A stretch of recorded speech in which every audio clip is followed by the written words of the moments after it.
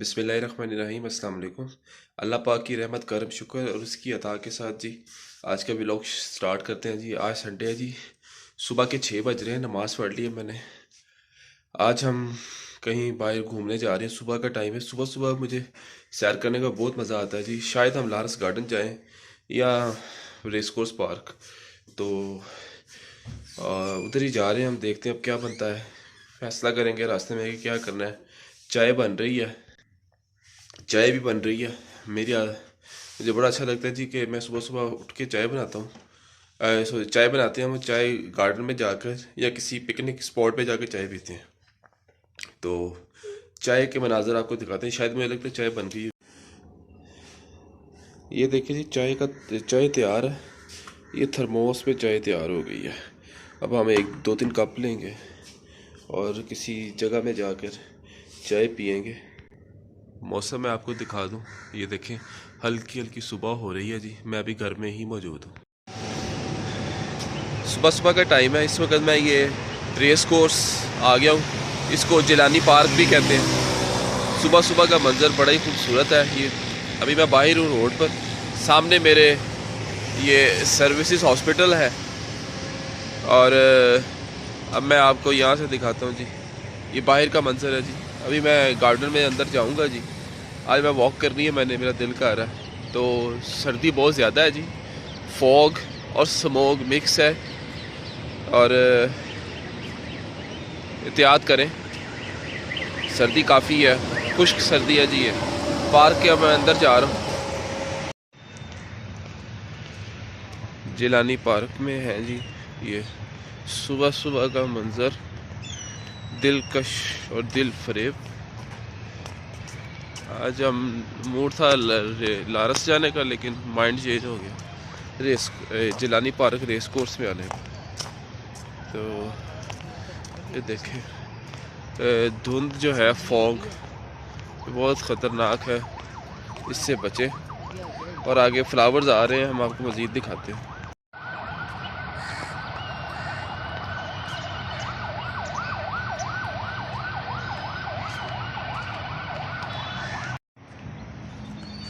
ये देखें, ये कितने खूबसूरत जो है ये फूल, ये लगे हुए हैं।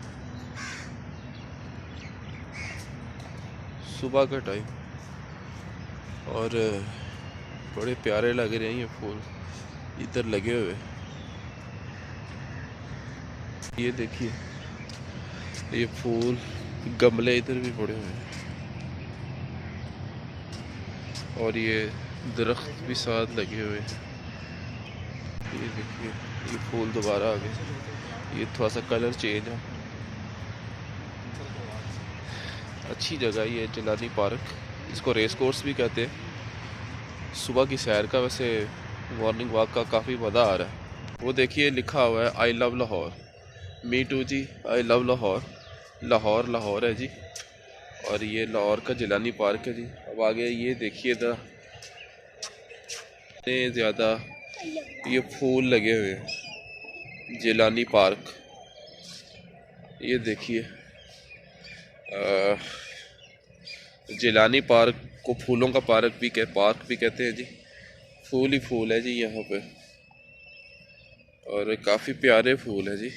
तोड़िएगा मत, तोड़ना मना भी है और तोड़ने चाहिए भी नहीं, क्योंकि ये खूबसूरती की अलामत है पार्कों की। पार्कों में आप जब भी आए, फूल ना ही तोड़े तो अच्छा है। ऑनेस्टली स्पीकिंग जी, मैं इस वक्त जिलानी पार्क में काफ़ी इंजॉय कर रहा हूँ। मास्क मैंने पहन लिया, लेकिन फिर भी मज़ा बहुत आ रहा है। सुबह सुबह की हवा और सुबह की भीनी भीनी खुशबू, फजर के बाद की, ये दिल फरेब मनाजर हैं जी। मैं यहाँ पर आके माजी में पीछे चला गया हूँ। जब हम आया करते थे इधर जिलानी पार्क और लारस गार्डन, तो बहुत मज़ा आता था। एक काफ़ी अरसे के बाद आया हूँ मैं जिलानी पार्क, इसलिए मुझे थोड़ा सा अच्छा लग रहा है। और ये देखिए, ये फूल जो है देखने का, ये जब आप फूल देखते हैं ना सुबह सुबह, तो आपकी आंखों को ठंडक मिलती है। ये इन फूलों की ये खासियत है। ठंडक आपको मिलती है आपकी आँखों को। और सुबह सुबह की जो घास होती है, अगर आप उसमें अपना पाँव रखें तो आपको जो है वो दिमाग को सुकून मिलता है। अगर आप अपना पाँव, जो हल्की हल्की जो गीली घास होती है, वह उस पर अगर आप अपना पाँव रखें तो आपको दिमाग को ठंडक मिलती है। ये देखिए जी, कुछ लोगों ने यहाँ पर जो फेमस पर्सनालिटीज़ हैं, उन्होंने ये यहाँ पर पौधे लगाए हुए हैं अपने नाम के। ये देखिए नाम भी लिखा हुआ है, अली इम्तियाज़ बड़ाई, general secretary central Punjab PTI। यहाँ पर मुझे पौधा ढूंढना पड़ेगा।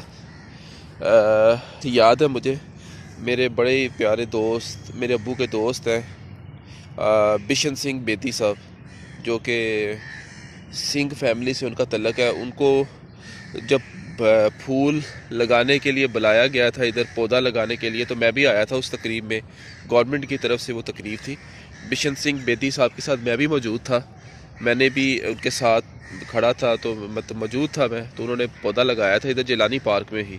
तो वो अगर मुझे मिल जाए तो मैं आपको वो बताऊंगा जी कि वो पौधा मैंने बिशन सिंह बेदी साहब ने मिलकर लगाया था जी इधर रेस कोर्स में। तो ये देखें जी, कितना खूबसूरत और दिल फरेब मंज़र है जी जिलानी पार्क।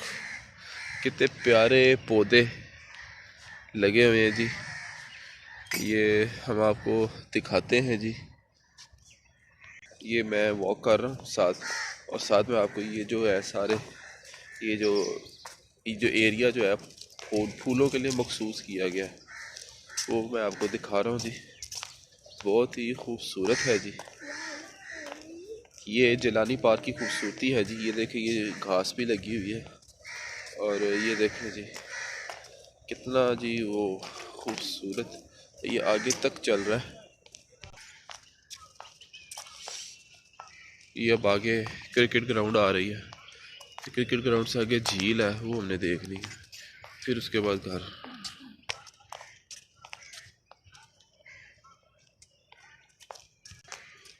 ये क्रिकेट ग्राउंड है जी। देखें, इतनी ज़्यादा स्मोक है, इसकी वजह से ना बिल्कुल कुछ नज़र नहीं आ रहा।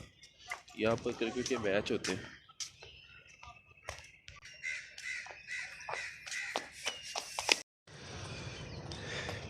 सुबह बखैर ज़िंदगी। अगर आप ऑलपर्स दूध की अगर चाय पीते हैं तो उस पर लिखा होता है, या ऑलपर का जो ऐड चलता है उस पर लिखा होता है सुबह बखैर ज़िंदगी।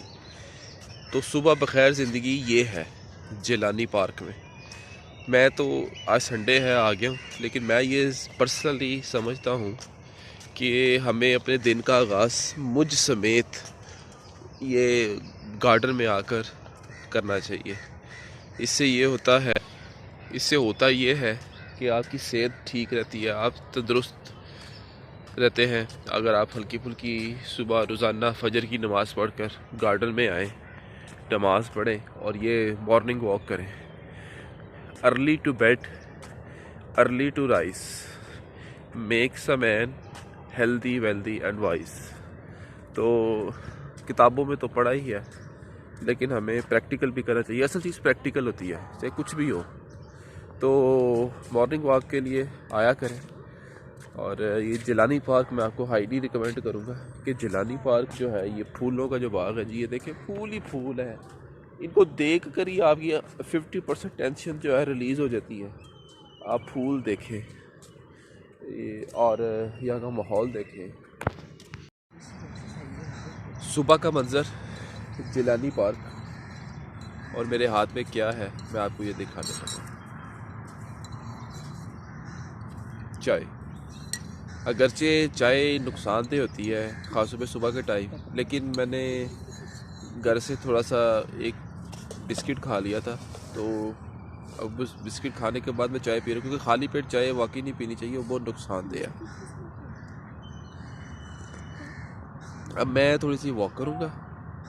ये आपको ये जो है ये बस 5-10 मिनट और रुकेंगे यहाँ पर, और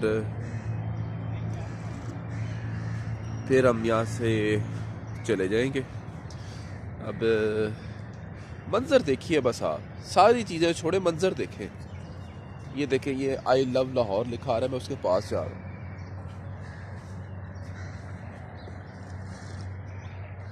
सुबह की फिजा, खुला मैदान, मुझे तो ऐसा लगता है कि मैं जन्नत में आ गया हूँ।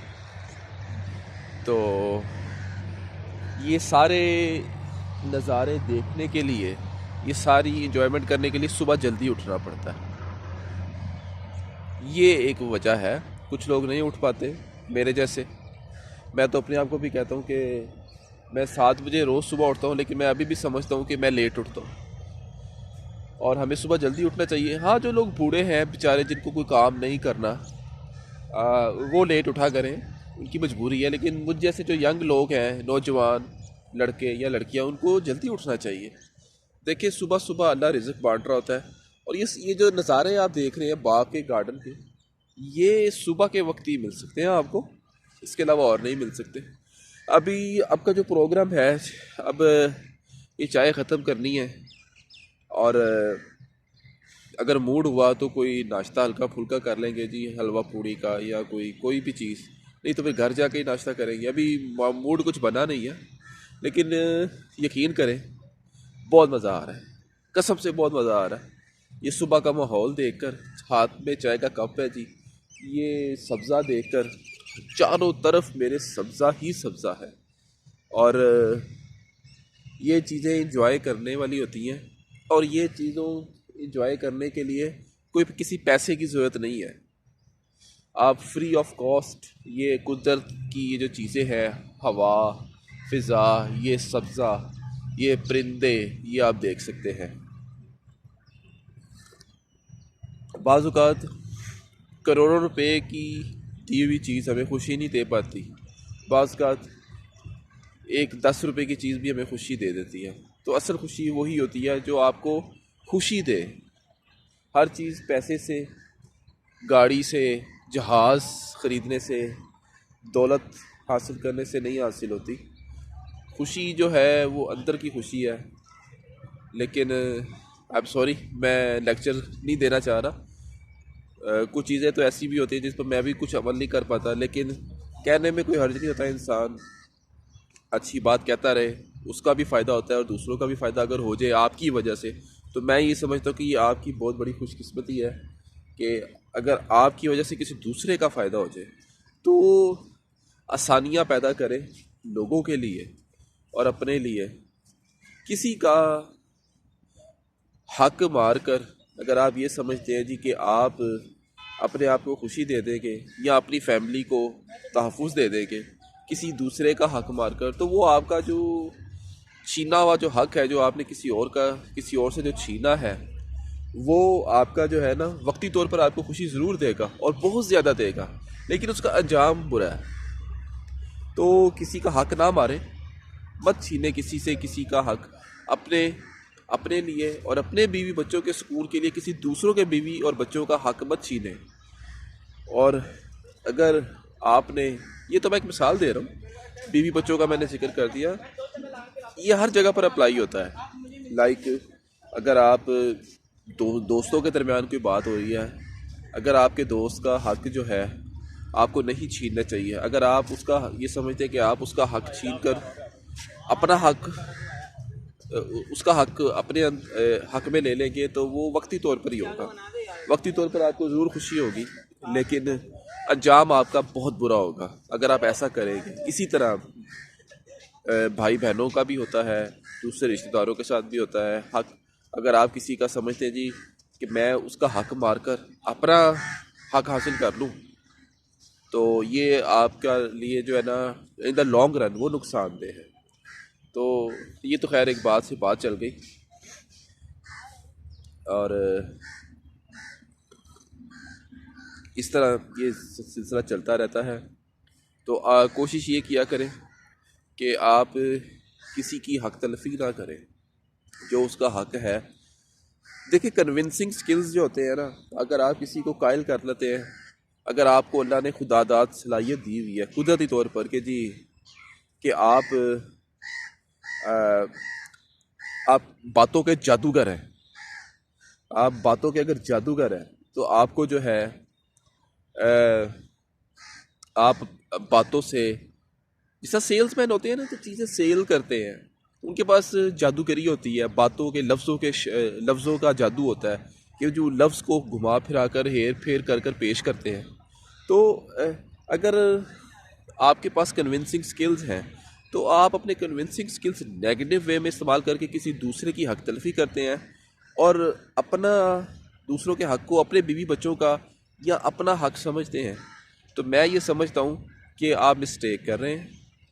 अल्टीमेटली आपको इस चीज़ का नुकसान होना है, जो मर्ज़ी हो जाए आप नुकसान में रहेंगे।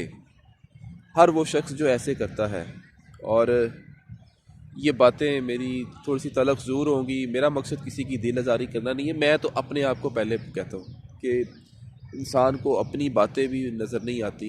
इंसान जो है दूसरों पर तनकीद करता रहता है कि यार हम पता नहीं हम कितनी मुश्किलात में गुज़र रहे हैं, आपको अंदाज़ा नहीं है।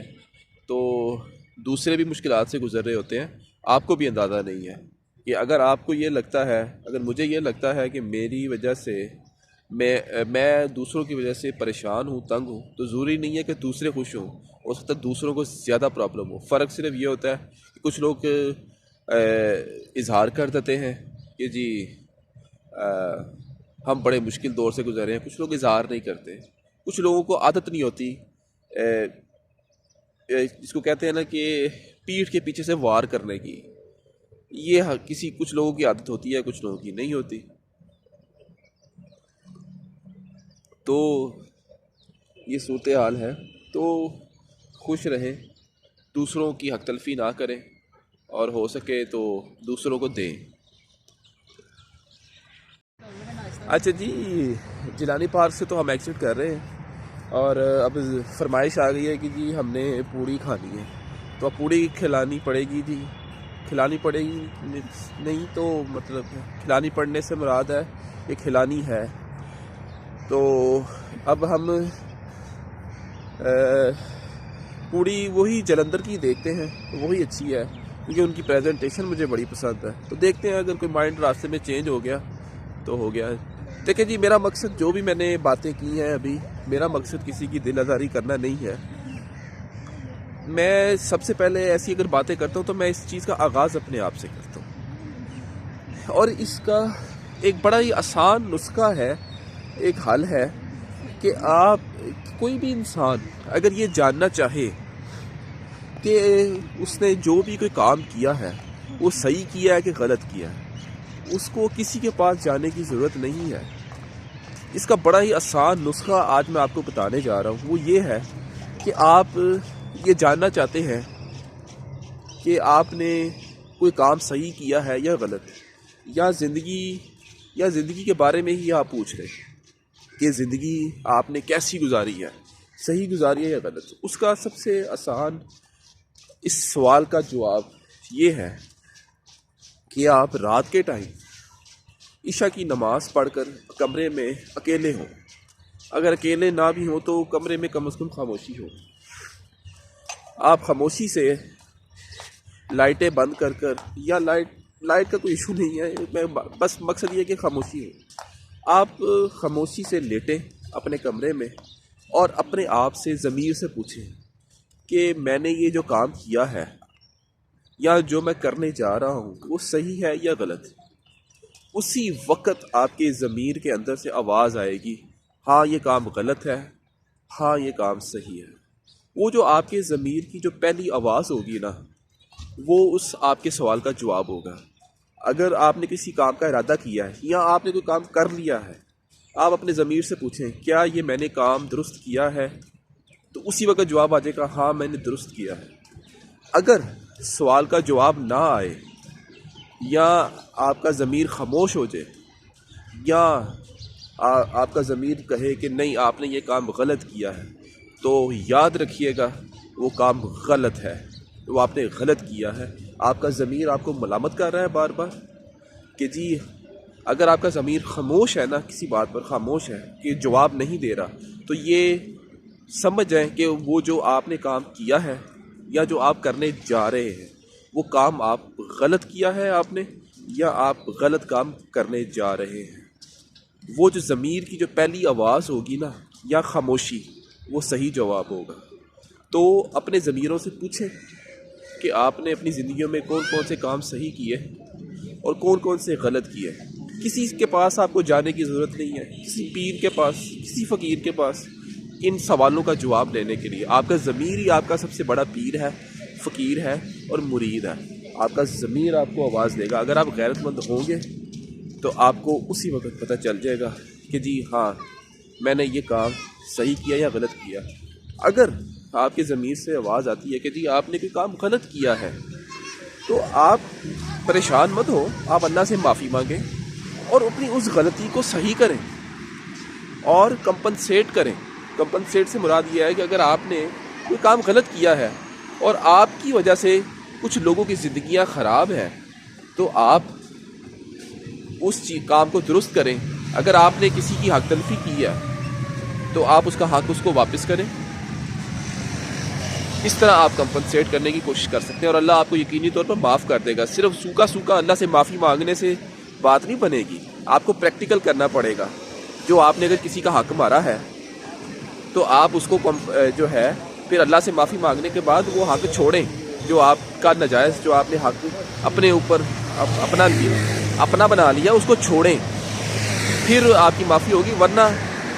वरना जो है फिर देखिए जी, ये इस चीज़ का फ़ैसला करने वाला खुदा होता है। खुदा के पास इख्तियार है कि उसने किसी को माफ़ करना है या कि नहीं करना, ये उसका इख्तियार है। अगर कोई इंसान गलत भी काम करता है, ये अल्लाह का इख्तियार है कि वो उसको माफ़ करता है कि नहीं करता। लेकिन आपका ज़मीर आपको माफ़ नहीं करेगा। ज़मीर आपको रोज़ाना जूतियाँ मारता रहेगा अंदर ही अंदर कि यार ये मैंने काम गलत किया है। आपका ज़मीर ही अंदर से आपको मार देगा। ये देखिए जी, हम अभी कार पार्किंग में आए हुए हैं, तो वापस गाड़ी में बैठने लगे थे तो जी मोर देख लिया जी हमने। ये देखिए जी, मोर नहीं हूँ मैं। ये गाना होता है ना, गाने में कहते हैं मोर नहीं हूँ मैं। तो देखिए जी, ये मोर है। और ये देखिए जी, आपको सारा दिखाते हैं। ये देखिए, ये तो मुझे मोर नहीं लग रहा, ये तो मुझे कुछ और ही लग रहा है। ये देखिए, देखें, ये पता नहीं क्या है। ये मुझे काइंड ऑफ डक।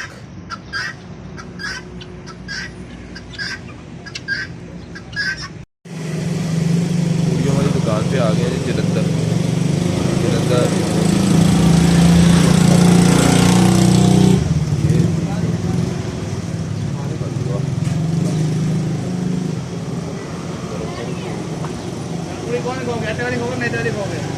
या लास्ट टाइम पता नहीं कौन सी थी, पता ही थी पर आटे की। चलो जी, पूछ रहे जी आटे वाली के मैदे वाली। आटे वाली लगा रहे हलवा। सुबह ना इनका जो है ना, ये हलवे का कलर बड़ा पसंद है मुझे। और ये सलाद है, वो पूरी लगती है। और जो इनका जो है ना, ये देखो, सलाद के साथ ये भी है दही वगैरह। जो थाल आता है ना, वो थाल की वजह से मैं आता हूँ इधर।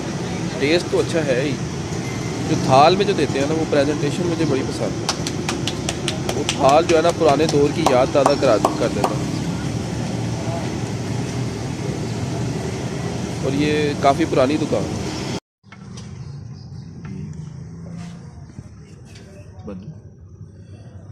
ये आटे वाली पूड़ी है, ये देखिए जी। और ये जो नीचे जो दो हैं, ये मैदे की है। उसने कहा था कि आटे वाली खाने की मैदे वाली। मैंने कहा यार, जो सी लास्ट टाइम खाई थी बड़े मज़े की थी। तो ये आटे वाली है और ये मैदे वाली। ये हलवा आ गया जी, ये हलवा एज़ यूजुअल। और ये जी भाजी आ गई जी।